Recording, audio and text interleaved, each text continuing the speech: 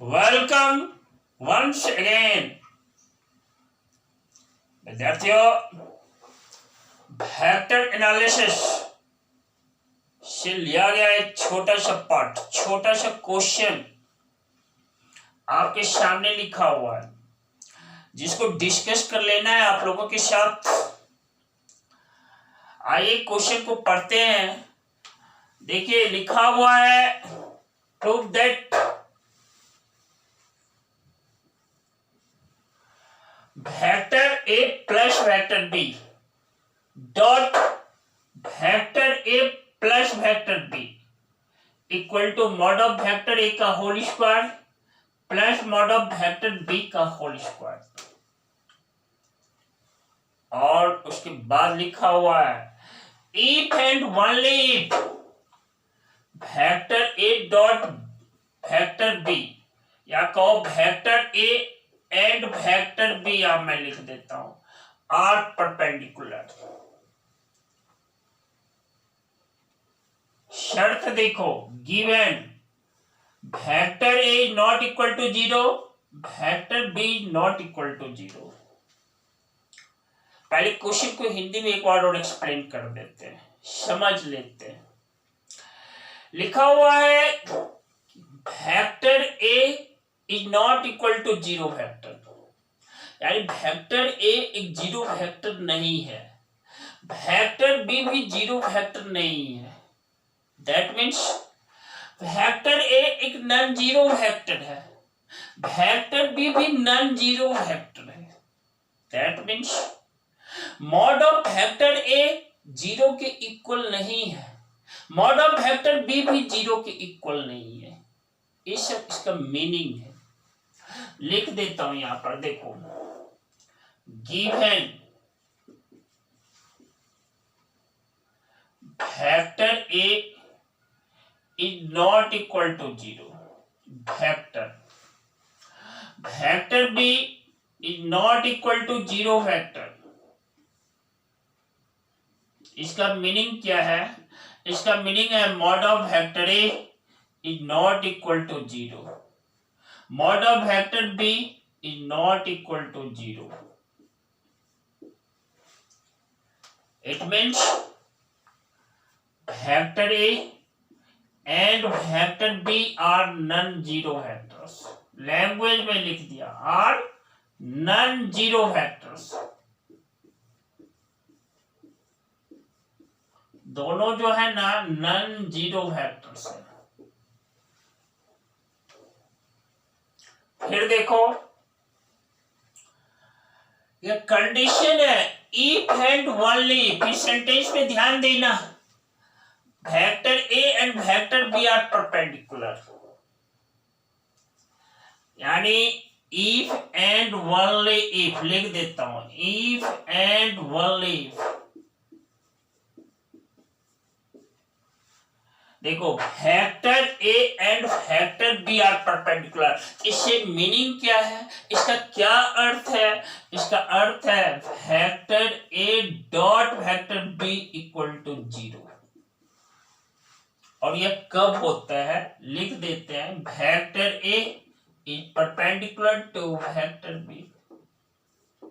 देखो, यदि और केवल यदि वेक्टर ए और वेक्टर बी एक दूसरे पर परपेंडिकुलर है, एक दूसरे पर लंब है, या यों को वेक्टर ए और वेक्टर बी एक दूसरे के साथ 90 डिग्री एंगल बनाता है, तो उसका डॉट प्रोडक्ट जो होता है ना, vector A dot vector B, वो 0 होता है।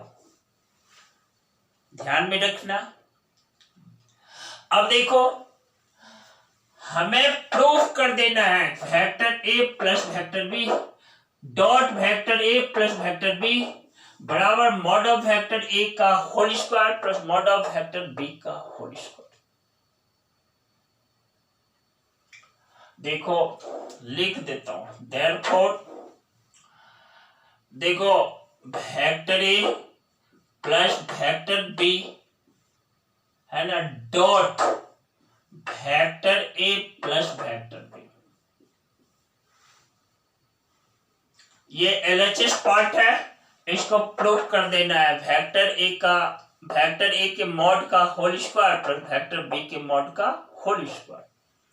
देखो implies that vector A dot vector A plus देखो vector A B dot vector A plus देखो vector A dot vector B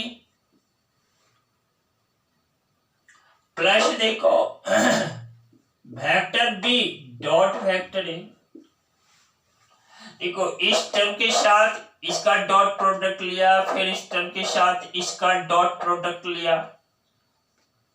ये इसके साथ इसका, फिर देखो इसका इसके साथ डॉट प्रोडक्ट लिया, फिर वेक्टर बी का वेक्टर बी के साथ डॉट प्रोडक्ट लिया।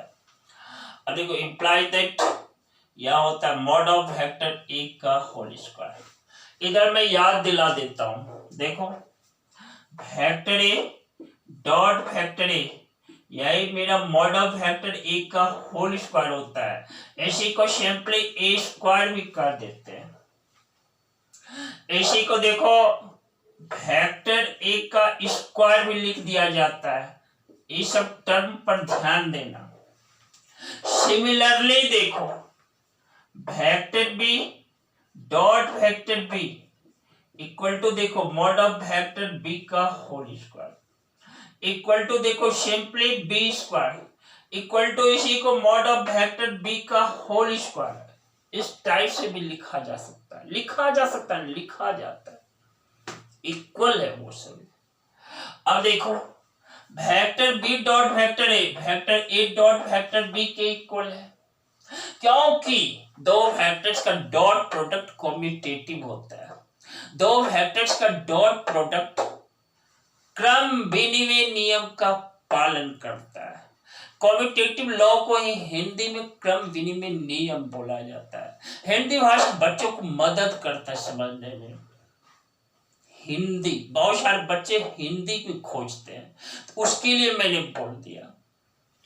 तो देखो मैं लिख सकता हूं यहां पर vector B dot vector A को vector A dot vector B plus देखो यही है vector A dot vector B plus देखो मॉड ऑफ वेक्टर बी का होल स्क्वायर। ऐसा क्यों, यहां मैं याद दिला देता हूं vector B dot vector A जो होता है ना यह इक्वल होता है vector A dot vector B के। फिर से सुन लो एक बार क्या रखा है सुनने में, सुन लो। Dot product of two vectors are commutative और scalar product of two vectors are commutative. Hindi में जानना चाहते हो जान लो। दो वेक्टर का अदिश गुणन जो होता है ना कम्यूटेटिव लॉ क्रम विनिमय नियम का पालन करता है। इसके आधार पर हम लिख सकते हैं vector A dot vector A B vector B dot vector A equal to vector A dot vector B. इसको लिख दिया। इंप्लाई दैट देखो फिर से मैं लिख देता हूं मॉड ऑफ वेक्टर ए का होल स्क्वायर प्लस देखो मॉड ऑफ वेक्टर बी का होल स्क्वायर प्लस देखो 2 into vector A dot vector. अब देखो करेक्ट ये एलएचएस पार्ट इस आरएचएस के इक्वल है यदि वेक्टर ए और वेक्टर बी एक दूसरे पर परपेंडिकुलर है। याद रखना वेक्टर ए और वेक्टर बी यदि एक दूसरे पर परपेंडिकुलर है तो उसका डॉट प्रोडक्ट क्या होता है, जीरो हो जाता है। और चूंकि since mod of vector A not equal to zero mod of vector B not equal to zero, इसलिए दो वेक्टर्स का डॉट प्रोडक्ट यदि जीरो हो जाए दोनों वेक्टर्स परपेंडिकुलर होते हैं। वही लिखा हुआ if and only vector A and vector B are perpendicular. तो देखो it means vector A and vector B zero है। वेक्टर ए एंड नहीं vector A dot vector B zero है, इसका वैल्यू जीरो है।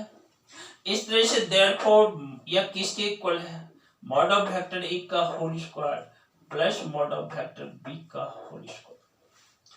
प्रूव्ड हो गया।